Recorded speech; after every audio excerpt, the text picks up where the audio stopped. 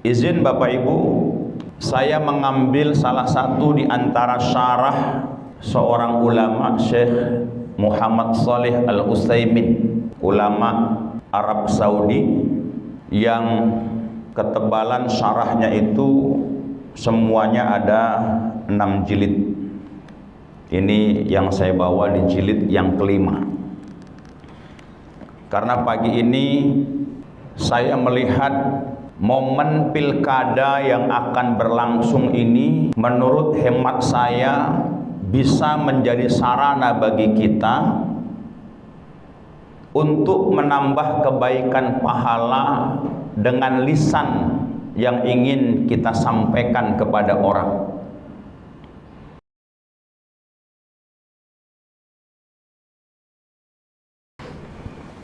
Bismillahirrahmanirrahim. Assalamualaikum warahmatullahi wabarakatuh.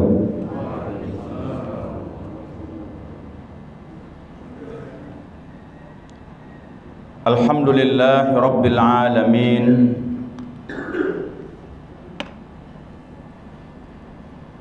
Subhanallah walhamdulillah wa la ilaha illallah wallahu akbar. La hawla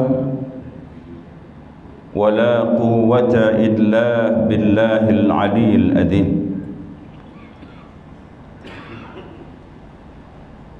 Ashhadu an la ilaha illallah wahdahu la syarika lah.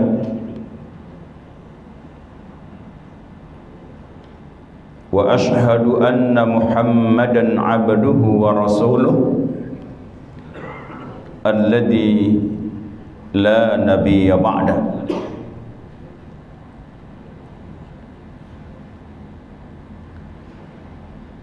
Qala Allah Ta'ala fil Qur'an,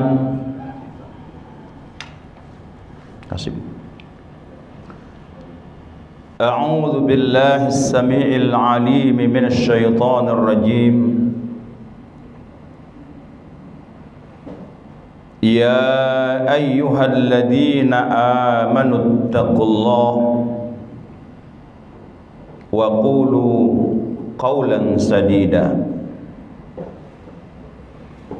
yuslih lakum a'malakum wa yaghfir lakum dhunubakum wa may yuti'illaha wa rasulahu faqad faza fawzan 'azima.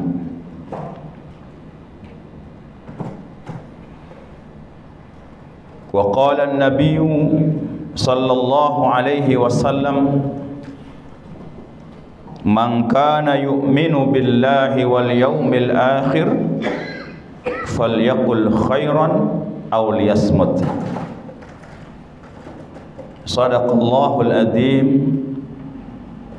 wa sadaqar rasulul karim wa nahnu ala dzalika minasy syahidin wa syakirin wa ba'du.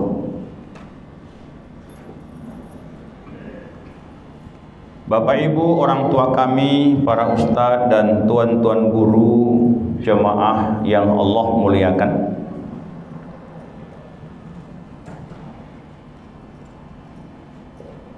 Pengajian kita pada pagi yang penuh berkah dan rahmat ini membahas beberapa hadis Nabi Muhammad SAW yang termaktub dalam kitab Riyadhus Shalihinnya Imam An-Nawawi. Sebagaimana Bapak Ibu ketahui bahwa kitab An-Nawawi di antara yang sangat populer, yang sangat masyhur dan akrab dengan umat Islam sedunia bahkan adalah kitab Riyadhus Shalihin ini. Di samping juga ada kitab hadis kecil, yaitu hadis Arba'in. kitab-kitab hadis yang dikarang oleh Imam An-Nawawi itu berdasarkan tema-tema yang berbeda-beda atau kajian-kajian tematik. Setiap tema-tema dalam perkara agama beliau susun, beliau kumpulkan hadis-hadis Nabi yang terkait dengan tema-tema tersebut. Dan beliau juga mengumpulkan ayat-ayat Al-Quran yang terkait dengan tema yang beliau sampaikan dalam setiap babnya. Izin Bapak Ibu, saya mengambil salah satu di antara syarah seorang ulama, Syekh Muhammad Shalih Al-Utsaimin, ulama Arab Saudi, yang ketebalan syarahnya itu semuanya ada 6 jilid. Ini yang saya bawa di jilid yang kelima. Karena pagi ini saya melihat momen pilkada yang akan berlangsung ini, menurut hemat saya bisa menjadi sarana bagi kita untuk menambah kebaikan pahala dengan lisan yang ingin kita sampaikan kepada orang. Tapi kalau kita tidak hati-hati, perbedaan pilihan calon pemimpin kota Medan dan gubernur ini bisa menjadi ancaman dosa besar kalau kita tidak menjaga lisan. Maka terkait dengan ini, saya buka, saya pelajari. Pagi ini kita mengangkat tema tentang hifdzil lisan, menjaga lisan dan larangan ghibah, yaitu di bab dalam kitab Riyadhus Shalihin ini, di bab yang ke-254. Bapak Ibu yang dimuliakan Allah Subhanahu wa taala, seorang tabi'in mengisahkan, tabi'in ini punya seorang khadimat, kalau bahasa kita pembantu, yang soleh, yang bertakwa. Suatu hari tabi'in ini dia juga sekaligus ulama dan juga hakim.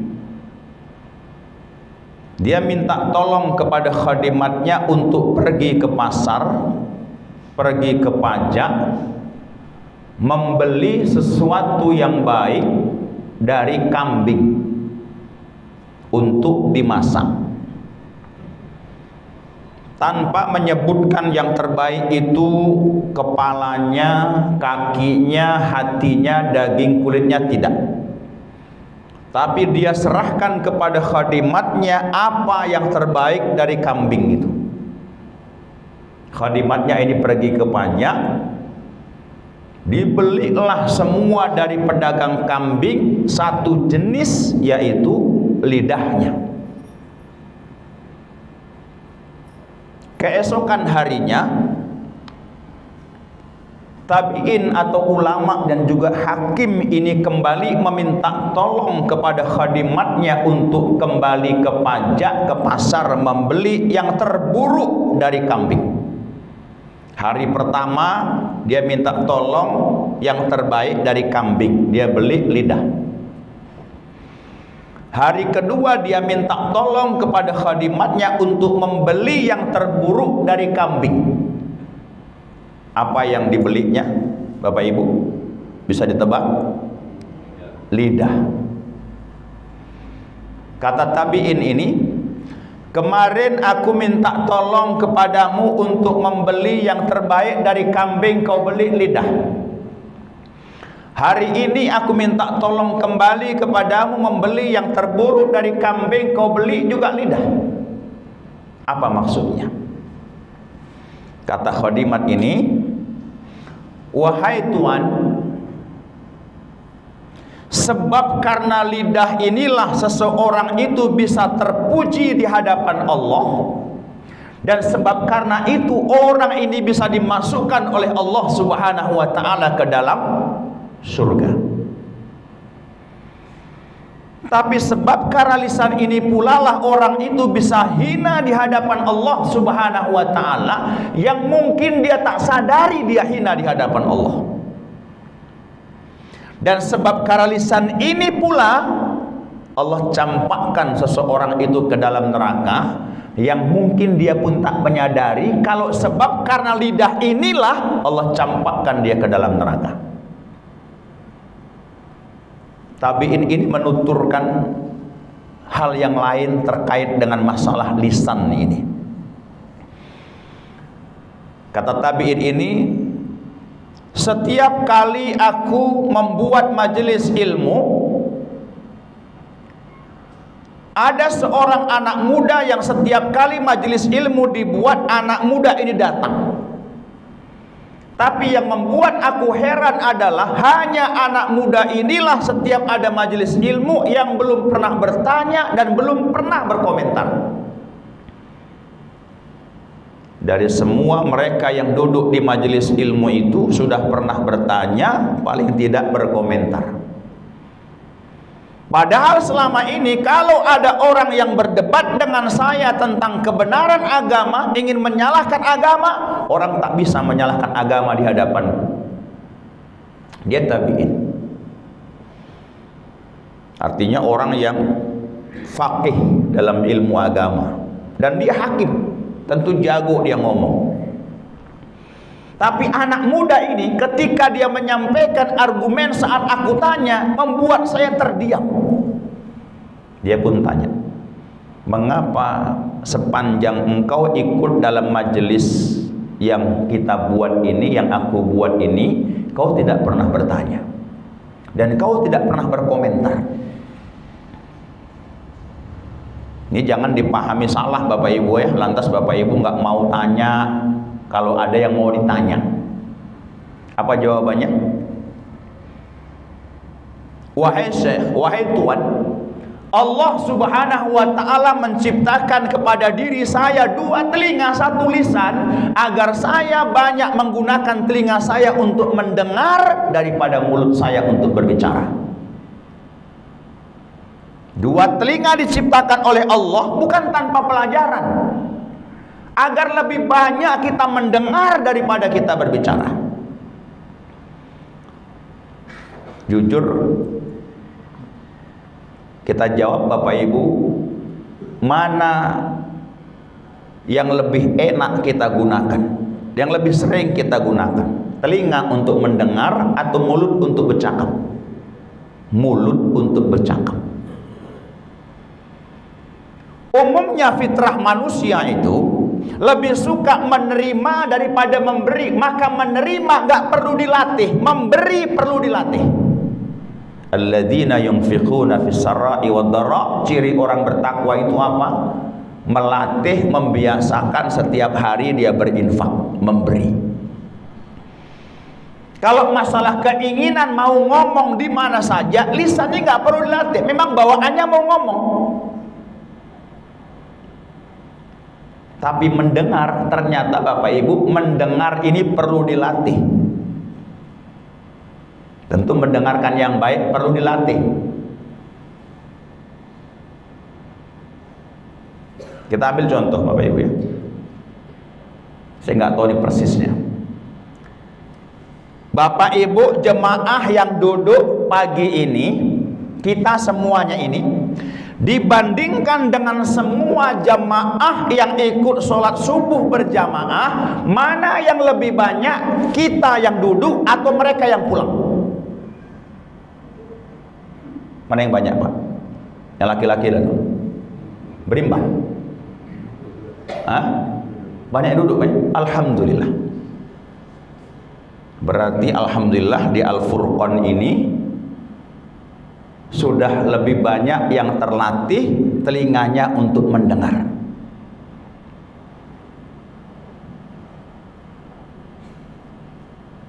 Karena di banyak tempat saat sudah masjid atau BKM menyelenggarakan majelis ilmu, yang sholat nanti banyak, yang duduk sabar untuk mendengarkan itu jauh lebih sedikit daripada yang pulang. Nah, baik sangka kita mereka ada urusan yang lebih penting, yang kalau tak mereka pulang untuk segera dikerjakan nanti ada mudarat atau menyia-nyiakan hak orang lain.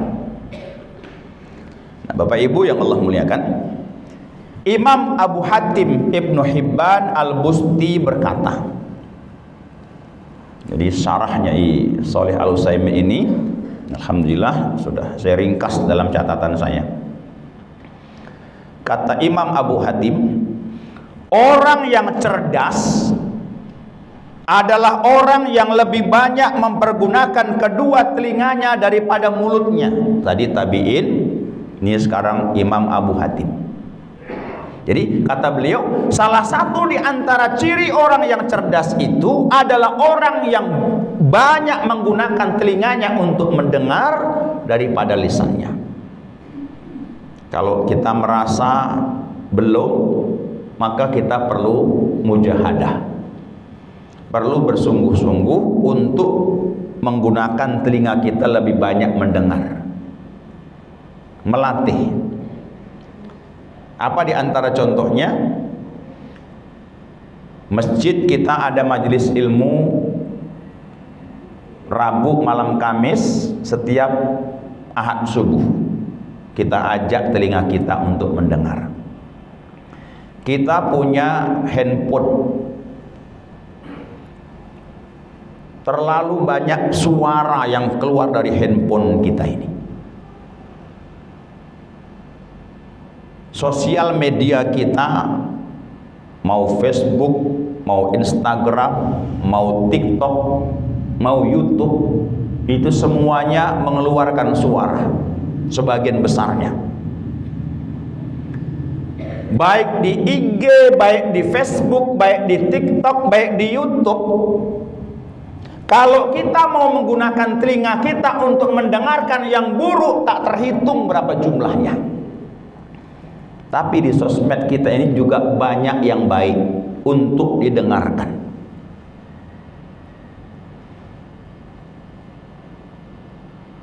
Kalau kita tidak bermujahadah untuk menggunakan telinga kita mendengarkan yang baik dari handphone kita ini, telinga kita pun Pak senang dan punya kecenderungan untuk sangat senang mendengarkan yang tak baik. Apalagi sekarang ada reels, video pendek itu. Kadang setengah jam, macam baru 1-2 menit. Rupanya sudah 1 jam. Sudah 2 jam, macam baru setengah jam. Nah, Bapak Ibu yang dimuliakan Allah Subhanahu wa taala. Lanjut kata Imam Abu Hatim, orang cerdas itu menyadari bahwa dia diberi telinga 2 oleh Allah, sedangkan dia diberi mulut oleh Allah hanya 1. Maknanya agar dia banyak mendengar daripada berbicara.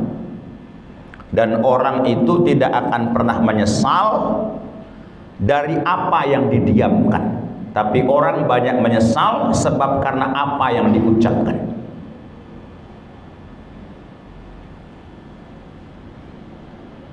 Kemudian lanjut Imam Abu Hatim, lisan seorang yang cerdas di bawah kendali hatinya. Lisan orang yang cerdas di bawah kendali hatinya. Istafti qalbak, kata Nabi. Mintalah fatwa kepada hatimu, karena hati kecil kita ini gak akan berbohong. Dia tahu persis tentang kebenaran. Apa maksudnya? Orang yang cerdas itu akan senantiasa berusaha meminta fatwa kepada hatinya. Kalau apa yang ingin dia sampaikan, status yang hendak dia buat, yang hendak dia tulis di sosial media dia akan tanya, ini baik tidak? Kalau baik, bismillah tulis. Kalau baik, bismillah sampaikan. Tapi kalau tak baik, dia bermujahadah untuk menahan, tak jadi dibuatnya tulisan itu. Kita mengupload video atau foto, tiba-tiba ada yang mencaci maki, menghina kita macam sebagainya. Membalasnya gampang Bapak Ibu, karena sekarang lisan kita diwakili oleh jari-jari kita di sosmed. Membalasnya bisa gampang. Membalas mencaci maki dia dengan kalimat yang lebih panjang, gampang sekarang ini. Tapi orang yang cerdas, dia akan tanya kepada hatinya dan dia berusaha untuk menghentikan apa yang hendak dia ketik gitu, yang hendak dia tulis dengan tangannya.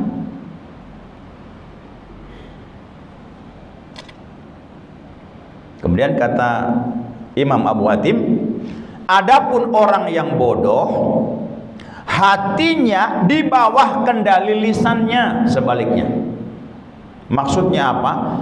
Kalau mau bercakap, dia bercakap aja, nggak peduli dia, nggak peduli dia. Mau ngomong di mana saja, mau membuat status apa saja, berkomentar apa saja, nggak peduli dia. Apalagi di sosmed, beranggapan nah di mana ya orang caci maki aja lah, gitu. Mungkin insya Allah Bapak Ibu ya termasuk orang yang nggak pernah terjebak dalam adu domba, ya, namimah. Kalau dulu ada istilah cebong kampret, ya kan Bapak Ibu. Alhamdulillah lisan tangan saya ini Allah bantu saya untuk nggak pernah mengalamatkan orang dengan sebutan ini, cebong atau kampret. Kubu yang mana cebong, kubu yang mana kampret pun nggak ingat saya, dan sudah hilang. Sekarang yang ingin diadu domba dalam dunia politik kita adalah sesama orang yang beriman caci maki. Antara kubu orang-orang yang ngefans dan cinta, kita semuanya cinta dengan Anies, dan yang kebetulan tidak mendukung Anies. Mohon maaf, ini partai Islam. Saya tidak sedang membela partai Islam, tapi perlu dibela memang. Sama-sama perlu dibela. Dan itu disampaikan lugas, tegas dan lantang oleh Habib Rizik Syihab bahwa komunis punya rencana, punya cara untuk bagaimana agar orang-orang beriman diadu domba. Ini momennya. Akan ada satu masa di mana ini hilang, tapi ini momen yang paling tepat untuk mengadu orang Islam. Seolah-olah komunis ingin menjadi pahlawan kesiangan, memanfaatkan momen ini. Dan alhamdulillah saya nggak gunakan lisan tangan saya untuk mencaci siapapun di antara ini, enggak. Tidak. Jangan sampai Bapak Ibu. Nah, Bapak Ibu yang Allah muliakan, kita lihat ayat Al-Quran. Kata Allah dalam surah Al-Ahzab, ya ayyuhalladzina amanu taqullaha wa qulu qawlan sadida. Wahai orang-orang yang beriman, yang spesial, yang berkualitas, yang istimewa di hadapan Allah, wattaqullah, bertakwalah kamu kepada Allah. Apa maknanya?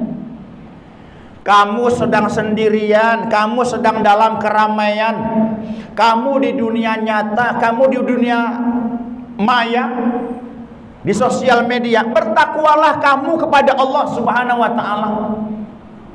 Berusahalah untuk mentaati perintah Allah, menjauhi larangannya. Maka tadi istafti qalbak, mau mencatat, menulis di sosmed, dia tanya dulu, mentaati perintah Allah ini tak baik, mentaati Allah ditinggalkan. Kalau yang baik dia catat, dia tulis, dia sampaikan. Ini dia Bapak Ibu. Jadi maknanya bertakwa itu gitu, Pak. Wahai orang-orang yang beriman, di mana saja kamu berada, sebagai rakyat biasa, sebagai pemimpin, sebagai pedagang, sebagai apa saja, di mana saja, sekalipun kamu sendirian yang orang tak nampak, orang tak ada, bertakwalah kamu kepada Allah, berusahalah untuk mentaati Allah dalam kesendirianmu, berusahalah mentaati Allah dalam keramaianmu. Lalu kata Allah, wa qulu qawlan sadida, dan katakanlah perkataan-perkataan yang benar. Nah, ini perintahnya. Dan katakanlah perkataan yang benar. Kalau tak benar, diam. Kalau benar, sampaikan. Kalau tak khilaf, ada perkataan ulama, berkata yang benar itu seperti mutiara, tapi diam untuk tidak menyampaikan kebatilan itu seperti emas. Berkata yang benar itu seperti, seperti perak. Berkata yang benar itu seperti perak, diam dari perkataan yang buruk itu seperti emas. Maka perlu dilatih. Apa kata Allah, Bapak Ibu? Yuslih lakum a'malakum wa yaghfir lakum dunubakum. Yuslih lakum a'malakum, Allah akan memperbaiki amal-amalmu. Jadi siapa saja di antara orang yang beriman yang terus berusaha untuk menjaga lisannya, untuk tak berkata yang baik, untuk tidak berkata yang tidak baik, dan diam dengan yang buruk, yang batil, Allah berjanji Allah memperbaiki amal-amalmu. Kalau di level iman Bapak Ibu ini mungkin saya bilang begini, pingin rasanya bisa membaca Al-Quran satu hari satu lembar, tapi kok sulitnya. Bahkan mungkin di antara Bapak Ibu mikirnya begini, pingin bisa membaca Quran satu hari satu juz, mengapa masih repot ya. Pinginlah sering-sering sholat tahajud, paling nggak sepekan 3 kali, tapi kok sulitnya. Bisa jadi salah satu di antara yang perlu kita perbaiki dari diri kita, lisan kita, agar Allah memperbaiki amal-amal kita. Ini maknanya, yuslih lakum a'malakum wa yaghfir lakum dunubakum, dan Allah akan mengampuni dosa-dosamu. Saat hendak berkomentar yang tak baik, dia diam. Saat hendak menyampaikan yang tak baik, dia tahan, dia diam. Saat itu Pak, Allah mengampuni dosa kita. Jadi ada dosa yang diampuni dengan istighfar, dengan tobat, ada dosa yang diampuni dengan amal zikrullah, ada dosa yang diampuni dengan sholawat, karena satu sholawat menghapuskan 10 dosa, ada dosa yang diampuni sebab mau ngomong tak baik dia tahan. Allah ampuni dosa-dosa kita. Luar biasa ini. Jadi memang perlu kita latih, perlu mujahadah ini. Ya, terkait pilkada ini Pak ya, gubernur kan 2 pasang, wali kota Medan calonnya 3 pasang. Mau tidak mau, Allah insya Allah akan menakdirkan di antara 2 pasang calon gubernur ini jadi gubernur kita.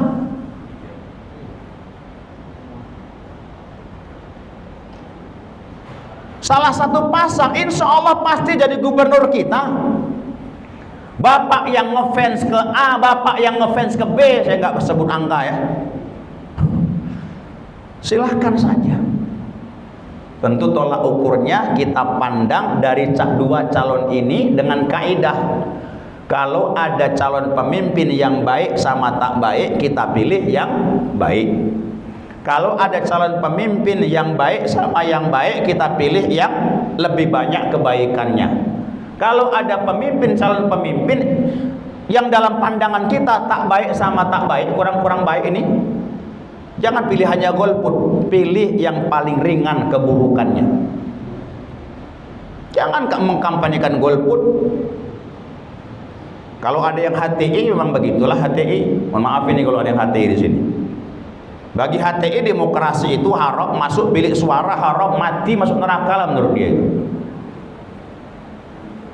Akhafud dararain, bertemu dengan dua mudarat, dengan dua yang tidak baik, pilih yang paling ringan keburukannya. Ya terserah, ini kaidah ini Bapak Ibu mau gunakan untuk gubernur yang mana kira-kira? Apa namanya? Baik tidak baik, baik-baik atau tak baik tak baik. Harus milih salah satunya.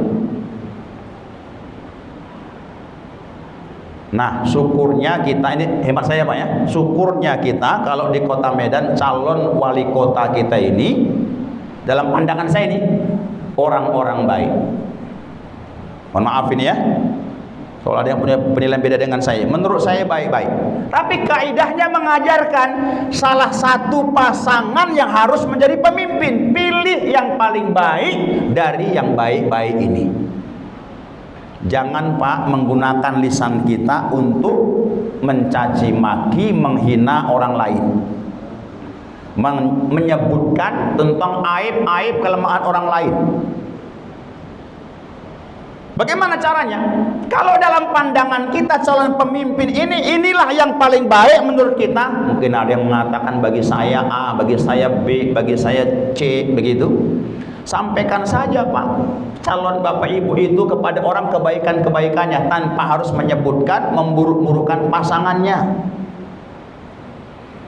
Bukan karena kita takut nanti kalau yang jadi yang bukan kita dukung nggak dikasih proyek kita, bukan itu masalahnya. Janganlah nanti nggak dapat pula bantuan masjid kita ini, bukan itu masalahnya. Masalahnya kita di hadapan Allah. Nah itu dia. Jadi wa yaghfir lakum dunubakum, menahan kalimat, menahan kata untuk tidak mengatakan yang buruk itu, Allah mengampunkan dosa-dosa orang itu. Wa may yuti'illaha wa rasulah, barang siapa mentaati Allah dan Rasulnya, berarti maksudnya apa? Mau ngomong tak baik dia diam, nah, itu mentaati Allah dan Rasulnya. Mau ngomong yang baik dia sampaikan, qulil haqqu walau kana murran, dia sampaikan, itu mentaati Allah. Faqad faza fawzan adima, maka dia menang dengan kemenangan yang besar.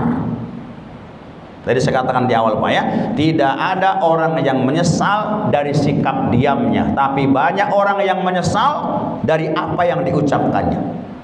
Yang kita diamkan milik kita, yang sudah kita ucapkan milik publik,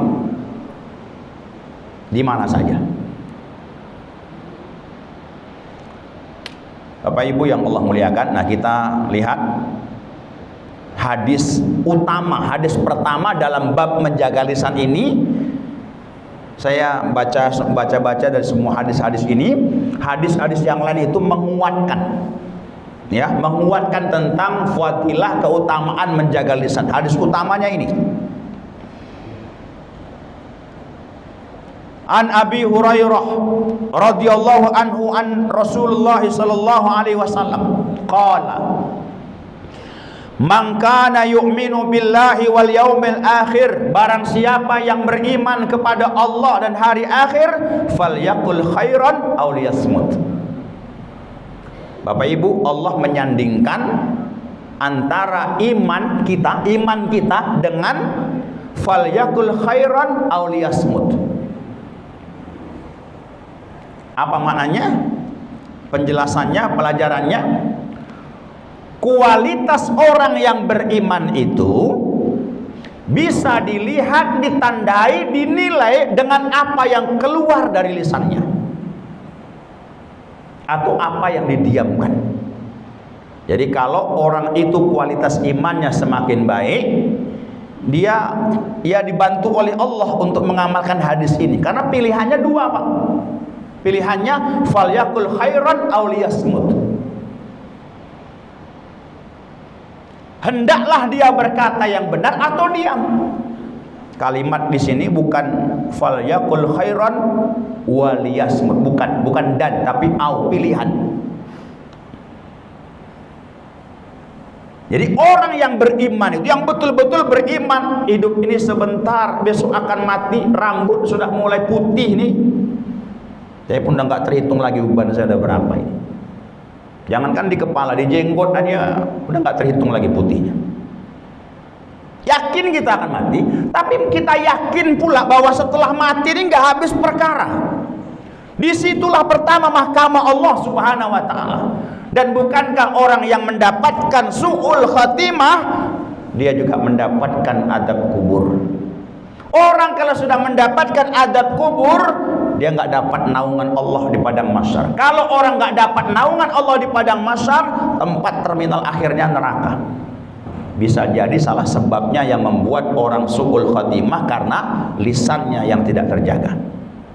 Sebaliknya, kalau orang itu husnul khatimah, mungkin salah satunya sebab menjaga lisannya, dia mendapatkan nikmat kubur di padang mahsyar 50.000 tahun mendapatkan naungan Allah. Kalau dia mendapatkan naungan Allah di padang mahsyar, terminal akhirnya adalah surga. Ini lisan. Falyaqul khairan aw liyasmut. Pilihan. Jadi berkata yang benar saja, berusaha nih Pak, berusaha berkata yang benar atau diam kalau apa yang ingin disampaikannya itu adalah salah.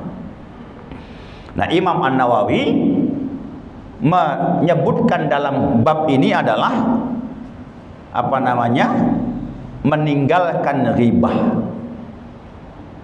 dan menjaga lisan ghibah.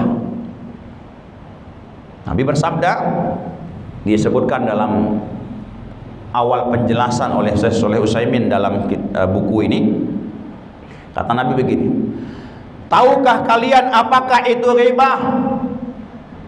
Allah dan Rasulnya yang tahu, yang paling tahu wahai Rasulullah.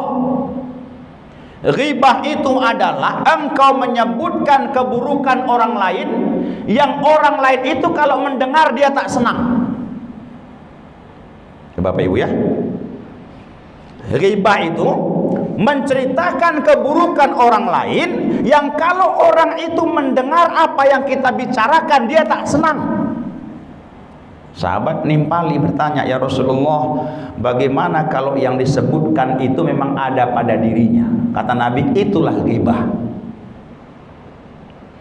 Kalau engkau menyebutkan sesuatu, menceritakan sesuatu yang tidak ada pada orang itu, maka engkau menfitnahnya. Fitnah namanya, dusta, bohong, kebohongan. Al fitnatu asyaddu minal qatl. Fitnah itu lebih kejam daripada pembunuhan. Berapa kali kita di sosmed, bahkan pernah terjadi Pak, waktu saya masih di Seser Amplas itu, orang Pak digebuki sampai hancur badannya, luka, sampai akhirnya kalau tidak khilaf saya mati Pak. Sebab karena apa? Diteriaki maling sama debt collector. Mungkin mobilnya sudah sekian bulan nggak dicicil, dibayar, diteriaki maling. Ternyata diusut ternyata bukan Pak, memang dia yang punya mobil itu, debt collector yang meneriakinya. Sampai pernah kejadian juga dikejar-kejar oleh debt collector di sosmed itu, sampai akhir mobilnya pun juga hancur dan mati. Menfitnah sampai akhirnya terbunuh orang. Siapa yang membunuh? Memang secara zahir yang membunuh yang memukul, tapi dalang utamanya ini tadi, debt kolektornya. Nah, Bapak Ibu yang dimuliakan Allah Subhanahu wa taala, ghibah itu ya sama dengan kata ghaib, tak nampak. Orang yang kita ghibah ini nggak nampak di hadapan kita, nggak nampak dia. Penyakit siapa Pak ghibah ini? Laki-laki atau perempuan? Penyakit kita bersama. Ya kan Bu? Penyakit kita bersama, bukan hanya ibu-ibu. Kita harus ngakui juga Pak, yang laki-laki ini. Kadang Pak, nah orang yang kita ghibah ini Pak, orang yang kita kenal. Orang yang kita ghibah di samping kita kenal, yang dekat dengan kita. Biasa yang dekat dengan kita Pak, mungkin di tempat lain ya, habis pengajian sambil pulang, jalan pulang, tadi ngaji saya mendengarkan ibu itu hasil ngobrol aja, kan sudah ghibah ini kan. Tadi ngaji di luaran saya mendengarkan bapak itu ngobrol aja. Yang lain yang mana orang, yang mana. Kepo pula gitu kan. Gibah juga itu. Kadang udah habis yang lain digibahi, nyari bahan lagi. Apa yang baru? Ustadznya pula digibahi. Ustadz tuh pecinya mereng, contohnya gini Pak ya. Kan ada kadang ustadz tuh lupa ya mereng pecinya gitu ya kan.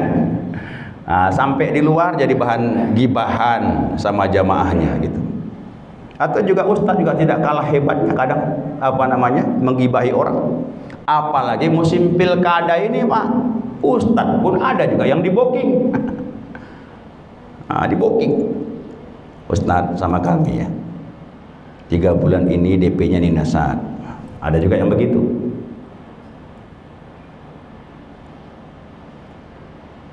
Ada.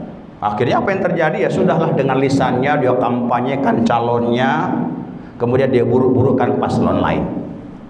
Nah, ini bahaya. Nah, Bapak Ibu, dan gibah itu ada tingkatannya. Ada tingkatannya. Kalau orang yang kita gibahi ini orang-orang biasa seperti kita nih Pak, kita gibahi orang biasa nih, dosanya besar nggak? Besar. Tapi kalau kita menggibahi orang yang derajat tinggi, dia tinggi di hadapan Allah, dosanya semakin besar. Apa contohnya? Menggibahi ulama. Mengapa? Karena dengan menggibahi ulama, orang bisa memboikot pengajiannya. Ustadz Somad gagal masuk kemana itu? Ke Bali. Nah, siapalah itu yang menggibahi itu? Di mana lagi tempat yang Ustadz Somad dilarang itu? Hari itu pernah di Singapura. Wajarlah kalau Singapura. Yang gibahi mungkin orang kafir. Nah, seterusnya. Ya, Bapak Ibu yang Allah muliakan. Yang terakhir sebagai penutup, kita lihat apa keutamaan menjaga lisan. Ini beberapa hadis saya kutipkan, hadis-hadis yang menguatkan tentang apa keutamaan orang yang menjaga lisannya. Itu pertama, tidak menggibah. Dari Mu'adz bin Jabal, Rasulullah bertanya begini, maukah kalian aku beritahu kepada kalian tentang kunci terbebas dari neraka? Hadis riwayat Tirmidzi. Bala ya Rasulullah, mau ya Rasulullah. Rasul mengatakan begini sambil megang lidahnya. Dipegang lidah Nabi, dipegang lidah Nabi, Nabi mengatakan jagalah ini. Maksudnya jaga lisan. Yang kedua, mendapatkan ridho Allah. Sesungguhnya seseorang yang berbicara dengan satu kalimat yang diridhoi oleh Allah dan dia tidak menyangka akan sampai kepada keridhaan itu, lalu Allah mencatat keridhaan baginya pada hari dia berjumpa dengan Allah. Nah, ini Pak. Jadi ada Bapak Ibu, lisan yang kita ucapkan itu macam ringan, kita sampai nggak ingat gitu. Betul-betul kita dilubat lupa karena ringannya ucapan, tapi kebaikan. Sebab kalimat itu Allah meridhoinya, dan kata Nabi bisa jadi sebab karena kalimat itu Allah memasukkan dia ke dalam surga. Sebaliknya Pak, ada orang yang ucapannya dia nggak pikirkan, ringan diucapkan, ringan, tapi sebab itu Allah murka dan Allah masukkan ke dalam neraka. Apa contohnya? Tadi itu ghibah yang sering kita kadang nggak pikirkan. Ada Bapak Ibu nggak disebut dia ghibah, memang menceritakan aib orang. Untuk apa? Untuk mencari solusi atas masalah yang ada. Contoh, kita punya masalah dengan anak kita, dengan pasangan hidup kita, bagaimana solusinya? Ya curhatlah sama orang yang kita anggap bisa memberi solusi. Bagaimana memberi solusi kalau nggak tahu masalahnya apa? Kan cerita juga aib. Tujuannya apa? Untuk mendapatkan solusi. Dalam kondisi tertentu berbohong pun boleh. Apa contohnya? Berbohong dalam peperangan. Ya. Contoh, ada tentara Islam yang bersembunyi, dikejar-kejar sama Yahudi. Kita dipegang nih, ditanya nih, Pemimpinmu di mana bersembunyi? Saya nggak tahu. Saya nggak tahu. Tapi dia tahu di mana sembunyinya. Boleh berbohong untuk menyelamatkan saudaranya. Bahkan Bapak Ibu, ada satu ayat Quran yang turun sebab karena Allah membela siapa sahabat itu yang bapak ibunya dibunuh di hadapan Ammar, bapaknya Yasir. Dia yang sampaikannya bohong, dusta. Bapak ibunya dibunuh di hadapannya. Kata Abu Jahal, kalau engkau tidak mau menyembah Tuhan yang dulu kita sembah, berhala, kau mati seperti bapak ibumu. Bagaimana? Dia mengatakan, baik, kalau begitu aku kembali menyembah berhala. Tapi lisannya, hatinya tidak. Nah, itu dibenarkan. Kondisi terpaksa untuk membela nyawanya. Imannya nggak terganggu, tapi ucapan itu diucapkan sampai dia menangis. Nabi nggak bisa memberikan jawaban, turun ayat Al-Quran itu. Yang ketiga Bapak Ibu, dekat dengan Rasulullah. Jadi dekat dengan Rasul di mana? Tentu di surga. Menjaga lisan adalah pondasi akhlak yang baik. Maka hadis riwayat Tirmidzi, sesungguhnya yang paling aku cintai di antara kalian dan yang paling dekat tempat duduknya denganku pada hari kiamat di surga nanti adalah yang paling baik akhlaknya. Siapa yang paling baik akhlaknya? Pondasi akhlak itu lisan. Ya, menjaga lisan itu pondasi akhlak. Jadi orang yang paling baik akhlaknya adalah orang yang berusaha terus untuk menjaga lisannya. Yang keempat, diganjari surga. Nabi bersabda dalam hadis Bukhari, barang siapa yang dapat memberikan jaminan kepadaku tentang kebaikan apa yang ada di antara kedua tulang rahangnya, yaitu mulut, di antara dua tulang rahangnya, mulut,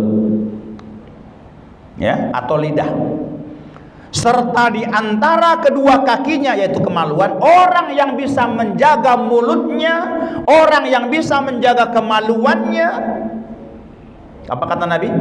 Saya memberikan untuknya jaminan surga. Luar biasa, Pak. Bahkan ada ulama yang mengatakan ternyata Bapak Ibu, perzinaan terjadi itu sebab karena lisan. Saya ulang, perzinaan itu banyak terjadi sebab karena lisan. Kok bisa? Dari lisan. Kan janjian dulu, ngerayu-ngerayu dulu, sepakat dulu, deal-dealan dulu, lisan. Tapi nggak lisan, Ustaz, pakai chatnya. Kalau sekiranya tidak ada HP, kan orang dulu ngomong pakai lisan. Sekarang diwakili dengan chat, diwakili dengan tangan mengetik. Perzinaan terjadi sebab karena awal dari lisan. Yang terakhir Bapak Ibu, yang kelima, memperoleh kedudukan yang tinggi. Dalam sebuah riwayat hadis Bukhari, siapakah, ada sahabat yang bertanya, wahai Rasulullah, siapakah muslim yang afdol, yang paling baik, yang paling afdol? Nabi menjawab, orang yang bisa menjaga lisan dan tangannya dari perbuatan buruk kepada orang lain, yang sering menyakiti hati orang lain, perasaan orang lain. Dua ini, lisan sama tangan. Yuk Bapak Ibu, kita minta tolong sama Allah agar Allah Subhanahu wa taala memudahkan kita untuk menjaga lisan kita ini. Agar Allah mudahkan untuk diam kalau yang hendak kita ucapkan keburukan, tapi bisa kita sampaikan, kita ucapkan, kita sampaikan kalau yang ingin kita sampaikan adalah kebenaran. Kemudian juga Allah menjaga tangan kita ini agar tak menyakiti orang.